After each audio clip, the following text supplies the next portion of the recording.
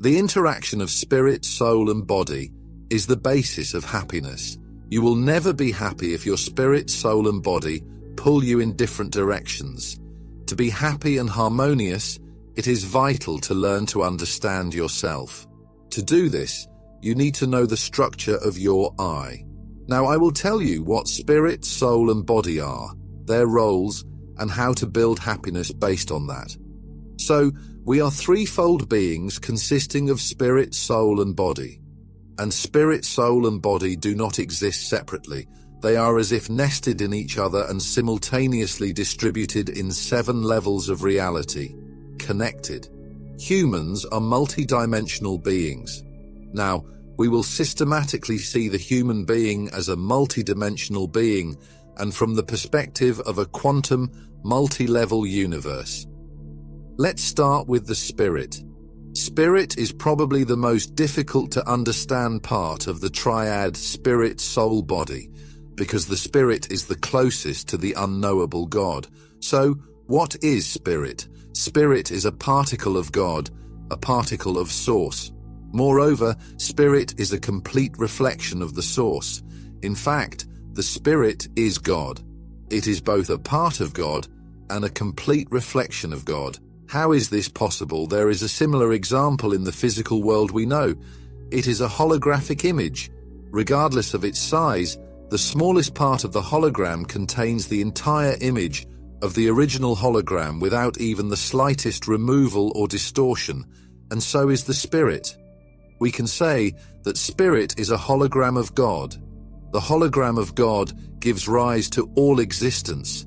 Spirit is at the heart of everything and at the heart of every human being. Since spirit is at the basis of everything, it is at the basis of energy, matter, and consciousness. It is simultaneously energy, matter, and consciousness, and it is more significant than each. Most importantly, spirit underlies consciousness. Spirit is a reflection of God. Naturally, it also reflects God's consciousness. Access to spirit gives access to the consciousness of the Absolute. Spirit is at the core of you. Spirit is at the core of everything in this world. Without spirit, you would not exist. So, God is in everything is not a figurative expression, but an actual state of affairs. Different spiritual traditions refer to the God particle, the reflection of God underlying everything, in various ways. In the Hindu and Buddhist tradition, it is called Atma. For many philosophical and esoteric modern teachings, it is a monad. In Christianity, it is the Holy Spirit. I prefer the word spirit, primarily because, with an understanding of the meaning of this word, it immediately becomes clear what spiritual quest and spiritual path are. Spiritual path or spiritual search is the search and discovery in ourselves and the world of God, the supreme beginning. What are the characteristics of spirit? First, the spirit is eternal and indestructible. After all, the spirit is a reflection of God, the Absolute. One can't call it eternal, it is outside of time. There is no time in God's world. Secondly, the spirit has no individuality. For the same reasons, because it is a reflection of God. So in me, in you, in all human beings, the spirit is the same, even in the worst humans. God's spark lives in everyone, and it is the same in everyone. Third, the purpose of spirit is to serve as the foundation of everything in the universe. Fourth, the spirit dwells on the highest planes of reality, as close as possible to the level of the Absolute. Spirit is your highest subtle body, and it is with spirit that you are connected through the upper chakra, Sahasrara.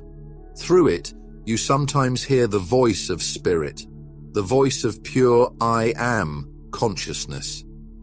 In moments when you feel yourself, feel I am, without good or bad, without evaluations and comparisons, this is the voice of spirit when you feel that you are reflected in the world and the world in you, that you are one. That is the voice of spirit, and no one has a stronger or less powerful spirit. One can only give more or less attention to its voice. When you are a spiritual seeker, your spirit begins to be better heard. Some encouraging conclusions that arise from understanding the essence of spirit. 1. The basis of your existence is eternal. You are an eternal being. 2. The divine spark is always with you. God is always with you. 3. You carry within you the whole universe and all the wisdom of God. Isn't that beautiful? Spirit is your divine foundation. For divinity to shine brightly, for divinity to be known and expressed, for divinity to be felt, you need a soul. The soul is your true self. It is inextricably linked to spirit. Spirit molds the soul to express itself. Therefore, the soul is firmly aware of its divine essence. In doing so, it wants to know experientially, to feel its divinity. That is, the soul knows how to feel. Moreover, feeling is what the soul wants more than anything else. The variety of feelings provides the maximum variety of experiences. It is for this experience and variety of feelings that the soul incarnates into a physical body. That is why a person finds himself in a variety of situations. Why would the soul want that? After all, it is love in its essence. Isn't the soul divine? Of course it is divine. Of course the soul is love. But to know love, one has to see the opposite of love, fear. So the soul has to explore the love-fear polarity and choose a variety of experiences. Often, the soul loves a challenge. It needs to go to war to manifest itself as love, or to be born into slavery, to feel what it is like to transform hatred for its oppressors into love. In other words, the soul wants to experience adventure and be wise. To have a variety of experiences, the soul needs to live many lives. It is impossible in just one lifetime. As a result of accumulating the most diverse experiences and different feelings, the soul remembers all experiences. The soul's individuality is born. Everyone's spirit is the same, but souls are different. It is as if the spirit casts different shadows on various surfaces because each soul has its unique path of evolution. We should also take into account that the soul is a multidimensional structure, and it has higher aspects lying on the upper planes, closer to the spirit. It is these aspects that are sometimes called the higher self. The structure of the soul is formed there. The experience of all incarnations is recorded there, and the karma is recorded there. There is a connection with these aspects through Ajna, 6th chakra, and Vishuddha, 5th chakra. Some aspects of the soul lie below, responsible for higher feelings and thoughts. They are in the upper border levels of the astral and mental plane, on the boundary between heaven and earth, and the connection with them goes through Anahata, the 4th heart chakra, that part of the soul that feels and experiences. 4 truths about your soul. 1. The soul is eternal, has existed as long as the universe has existed. 2. The soul's task is to feel and experience its divinity. 3. The soul has individuality, which transforms and evolves with each incarnation. 4. The soul is an integral multidimensional entity, which is structurally divided into the higher self. This is the systemic part of the soul. It is located on the higher planes of the universe, and the feeling part, the heart self. This part of the soul is located on the higher subplanes of the astral and mental planes of the universe. The 5th and 6th chakras, Ajna and Vishuddha, connect you to the higher self, and Anahata to the heart self. Now for the conclusions that arise in understanding the essence of the soul. 1. To live is to feel. Don't shut off your soul. 2. To show love is to bring joy to your soul. 3. Remember, the soul keeps a record of everything. The soul wants to experience and feel. And what is the soul's outlet for living and feeling? The physical body. Because the soul can only feel here on earth, your soul is incarnated in a body because it wants to feel its divinity. How did it incarnate? It continues from the body because the physical body continues your subtle body. There is no living physical body without a soul. The soul does not enter the body at birth, but participates in the process starting from conception. Now, let's consider the body. It would be more accurate to say not body, but the mind-body system, or lower self. But I don't like the term lower self. Let's call it earthly self. There is a chain: spirit, or divine I, soul as a part of higher self and heart self, mind-body, or earthly self. In addition to the physical body, the earthly self includes the etheric, astral, and mental bodies. That is, the mortal, finite, subtle bodies are also part of the mind-body system, or the mortal earthly self. These are our manifestations on the material plane, which we can record: actions, words, thoughts, and emotions. Accordingly, our lower chakras, Muladhara, Svadhisthana, and Manipura, work here. The earthly self is mortal. However, the experiences and feelings received as a result of life remain in the soul. And here, we arrive at the central conundrum. The soul wants to experience its divinity, love, and happiness. Why is our experience on earth often so far away from divinity, love, and happiness? The fact is that here on earth, our physical world is a world of separateness. We live in separate bodies. This feeling of separateness, the illusion of separateness, is so strong that it extends to the connection between the earthly self and the higher aspects. The connection between the heart self, the higher self, and the spirit is lost. Many people have no connection to the soul and spirit. The vast majority of people only experience themselves as the earthly self. And this is the root of all darkness, ignorance, all that is called evil on earth. Why? Because the key mission of the earthly self is survival. For survival, the earthly self creates the ego mechanism. The foundation and basis of actions for the ego is fear. It is normal because without ego, there would be no people.